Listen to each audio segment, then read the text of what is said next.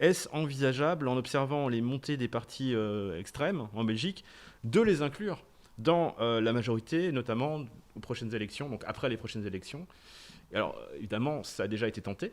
Peut-être que tu peux en dire un mot. Et donc les partis extrêmes, ça dépend évidemment de ce qu'on appelle les partis extrêmes. On va Oui. considérer qu'ici ils appellent extrême droite et Extrême extrême gauche. gauche. Donc autrement dit, côté belge, côté flamand, le Vlaams Belang, comme il n'y a pas d'extrême droite connue, en tout cas aujourd'hui, côté francophone, il y avait historiquement une antenne belge du Front National en quelque sorte, mais qui a disparu, heureusement, selon moi, il y a de nombreuses années.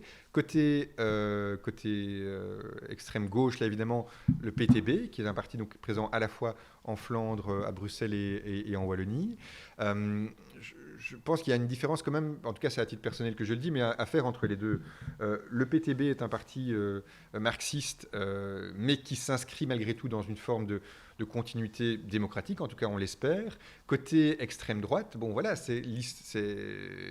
comment dire, la continuité historique de partis qui ont été au pouvoir au milieu du XXe siècle et qui sont tout sauf démocratiques et ont mené aux pires excès. Alors bon, je ne vais pas dire que ce n'est pas le cas en Russie également durant l'ère communiste, bien entendu, mais pour moi, il y a un danger particulièrement important à gouverner avec eux parce qu'ils défendent des valeurs qui sont principalement non démocratiques et au-delà de ça, des valeurs qui sont fondamentalement opposées à celles qu'on défend, en tout cas au Parti socialiste, notamment en termes de fraternité, d'égalité, de solidarité et de relations finalement de manière générale à l'autre, que ce soit un étranger, une personne à la sexualité différente, une personne d'une autre origine sociale. C'est finalement ce sont des partis qui montent les gens les uns contre les autres et qui ne sont pas à la recherche de consensus pour gouverner la cité.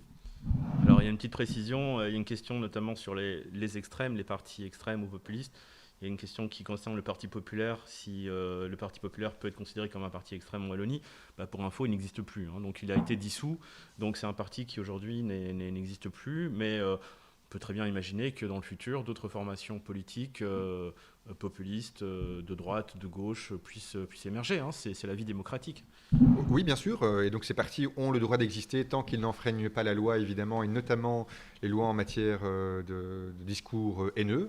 On se souvient que le Vlaams-Blok avait été interdit il y a maintenant de ça plus d'une vingtaine d'années, donc sans doute que vous ne vous en souvenez pas directement, mais donc il a changé, il a finalement, il est devenu le Vlaams-Belang, ou en tout cas les personnes qui constituaient le Vlaams-Blok sont devenues le Vlaams-Belang, et depuis lors le Vlaams-Belang, j'ai envie de dire, se tient à carreau, mais on sait bien que derrière cela, il y a d'anciens collaborateurs, il y a des gens qui développent des idéologies oui, d'extrême droite qui sont purement détestables. Et donc un point vraiment d'attention et une grande difficulté, puisque finalement ces partis, prenons le cas par exemple ici de l'extrême droite, le Vlaams Belang, ou même de l'extrême gauche, le PTB, aujourd'hui constituent au Parlement ils constituent des réservoirs de voix importants parce qu'ils se placent dans une forme d'opposition aux gouvernants classiques. Ils recueillent alors un certain nombre de sièges au Parlement qui sont des sièges, en effet, qui sont quasiment impossibles à utiliser pour former une coalition.